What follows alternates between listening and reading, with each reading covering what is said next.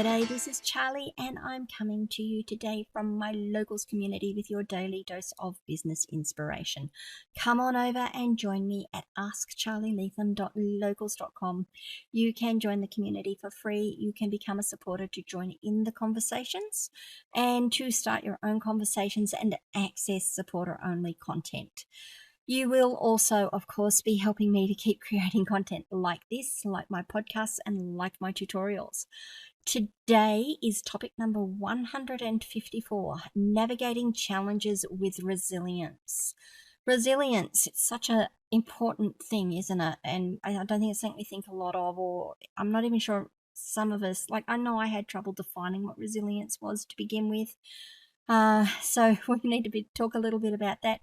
But resilience is one of the mainstays in business. If you aren't resilient, you probably aren't going to be around for the long term. So let's get into this. Why is resilience so important in business? So let's talk about what resilience is to begin with. It's the ability to adapt to adversity, maintain focus, and recover quickly from setbacks. In business, resilience is crucial for our long-term success and sustainability. So yep, I'm reading that from my notes. You will know that I actually do keep notes for these so that I cover all my points.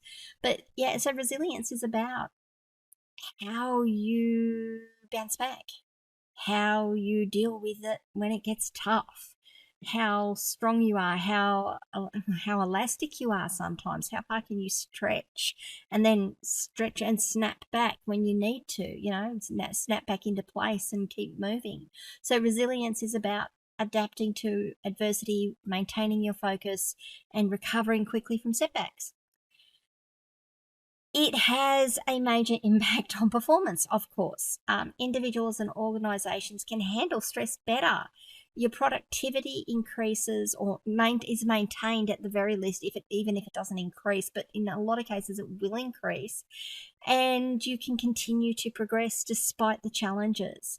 Overall, and as I said, you might maintain your productivity, but overall you should end up with a higher productivity, higher performance, and you compare sorry, and your competitive edge should be sharper. It also has a massive effect on your emotional and mental well-being. Resilience is one of those things that helps protect us from burnout. It helps us maintain our mental and emotional well-being. What it does for us is it helps us create a healthier and more supportive work environment for our team members. But it's not just for our team members, it's also for us, because by supporting our team members, we also let them support us through some of these challenges. And trust me, there have been times when I'm sitting there going, I just don't know what to do. And Gail will say, get on a call. And we'll get on a call and she'll talk me through. Does Gail understand what the questions are that she needs to ask? No, but what she does know is, not the questions she needs to ask. Does she understand what the things is I need to do? No, not necessarily, but she'll ask me questions and she'll help me refocus. So it's, again, she helps my mental well-being and I help her mental well-being and emotional well-being. Let's talk about some of the strategies for bouncing back from these setbacks. And you're going to kind of laugh and say, but Charlie, you always say this. Is it always the same answers? Reckon it is actually by this point, because I keep saying the same things. A positive mindset. Cultivate optimism by focusing on what you can control and finding the opportunities in the challenges you're faced with. Positive thinking, as I said in a previous recent podcast, actually, positive thinking fosters a proactive approach to problem solving. So keep that positive mindset going. Get your affirmations working. Look at, when you're having problems, what is the positive in this? What is it we're going to do? Even if it's just, this is a learning experience. Once we know this, we're going to know how to deal with it in the future. Setting realistic goals is important too. Now, some of that is about not setting goals that you know or you don't think you're ever going to be able to achieve, because that's just demoralizing and that doesn't help your resilience. But it's also about taking the big tasks that you look at and you go, oh, that's so much work, and breaking it down into those smaller bite-sized chunks.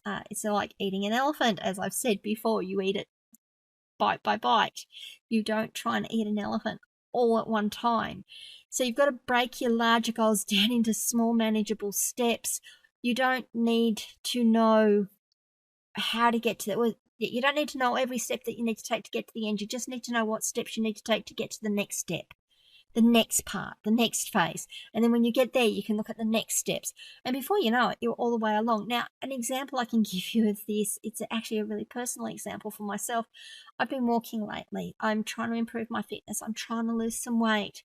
Now, walking for me was really hard. I couldn't walk to the end of the driveway and back again. It was that hard. I don't think I could walk to the end of the driveway without collapsing, to be honest. And what I started doing was, okay, I'm going to set some goals. I want to start walking. I want to get fitter. I'm not fit at the moment. So what's my first goal? My first goal is to get out the door and walk to the end of the driveway and back again. And when I got comfortable with that and I started doing that, okay, so my next goal then is to walk to the next house down and back again. And I've been doing small, tiny little increments like that until these last 2 days, and I've walked 11 kilometers each day. I would never have been able to do that if I had started out saying, I'm going to walk 11 kilometers. That's what my goal is. Now, that's not my end goal. I want to walk a little further than that now. But even today, like when I went out to do my 11 kilometers today, I didn't start out doing 11 kilometers. I started out doing a 3-kilometer walk today. Now, that 3-kilometer walk ended up being a 5-kilometer walk because I got 3 kilometers. I got 2.5 kilometers in and went, well, I'm not quite home yet. And I'm just looking at what my steps and my kilometers are for the moment. I can do a little bit more. So I did a little bit more. So I got 5 kilometers in to begin with. And then I went out and I did another 3 kilometers, and then I did another 3 kilometers. Is that right? Yeah, another 3 kilometers this evening. So I did it in 3 small steps, but it was 11 kilometers today I did. So set realistic goals and break them down into bite-sized chunks. Learn from your failures. Don't fail forward, basically. Don't look at it as a failure Look at it as a failure as a learning experience. Look at it as a failure as a, well, that's one way not to do that. What's another way we can try? Analyze what went wrong by all means, but identify the lessons that you've learned and apply that knowledge to future endeavors. That helps with your growth mindset, doesn't it? It encourages your continuous improvement. And it's also going to make sure that if your staff make mistakes, they're not going to clam up, or your staff aren't going to be afraid to try things, or your teammates aren't going to be afraid to try things because you're encouraging them to try things. Let's talk about how, as business owners, we can overcome some of this adversity, because, okay, it's all really good and well to sit here and say all these things, but what's some of the things you can do? Well, the first thing is build a support network. That's what my locals community is for, is so that you guys, when you're building your businesses and you're having issues, or even if you're not having issues, even if you just need someone to come and celebrate successes with, that's what my network is for. That's why my community is there. So come across and join the locals community. If you don't want to do that, that's fine, but build yourself a support network. Have people around you, other business owners, that you can go and talk to. Preferably have yourself a couple of mentors and peers that you can actually go to get guidance and encouragement, and someone that's going to bring a different perspective in during the tough times. And the thing that you're going to have to learn with that is that sometimes these people are going to come in and say to you, why are you doing it that way? And they're going to say things that you're going to be resistant to, and you kind of got to let it flow over you and see if there's something in that you can take away. Enhance your flexibility and adaptability. So like I just said, stay open to change and be willing to pivot your strategies when necessary. This flexibility will let your business adjust to new circumstances and allow you to take advantage of new opportunities when they present themselves. And honestly, the last thing is practice some self-care. If you aren't doing well, your business isn't going to do well. If you are stressed out of your head and you're cranky and you've had enough of clients and you've had enough of your teammates and life is just too hard, that's going to come through. So practice some self-care. Learn how to manage your stress. Learn how to maintain your well-being. That's another reason I've started walking, is I knew that my physical health was not great. And that was actually starting to have an impact on my mental health. And I have to say that when I get to a point of, this is getting a bit difficult, I tell you what, I'm going to throw my joggers on and I'm going to go for a walk, even if it's just a kilometre, even if it's just 500 metres and I walk down the road and back again. It clears my head, it lets me breathe, it gets the blood pumping, and I can come back and look at it. So look after yourselves, guys. Make sure that you are right, because if you're not right, your business isn't going to be right. What are some of your tips, though? I mean, me sitting here and giving you all of these, I mean, some of these are just platitudes sometimes. That's what they feel like. It's like, yeah, we all know these, but do they really work? Well, they have for me. And these are the things that I actually practice in my own business, in my own life even. I just take some of these and apply them to my own personal life. But what are some of your tips? What's worked for you? What hasn't worked for you? Why do you think it didn't work for you? What would you have done instead of what you did? Let's hear it. Come across to locals, join in that conversation.